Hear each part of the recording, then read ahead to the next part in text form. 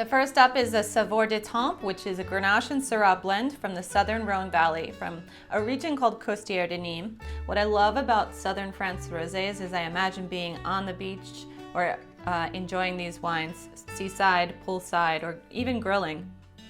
So when you look at rosé, you know, you have a whole number, a lot of different colors that could possibly be, from everything from that dark kind of magenta, pink, and purple to this really beautiful pale pink color.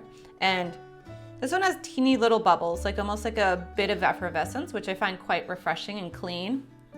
On the nose, it's a lot of red fruit and orange marmalade, and has some pepper from the Grenache grape and from the Syrah, and little smoke and meat. Oh, but the real thing that makes this rosé so special is the texture. You get almost like the texture that you would expect in Pinot Noir. So just a little bit of glycerol and mouthfeel, but then it has a refreshing, clean, crisp nature. This is perfect for grilling chicken or having with things like burgers with bacon and cheese.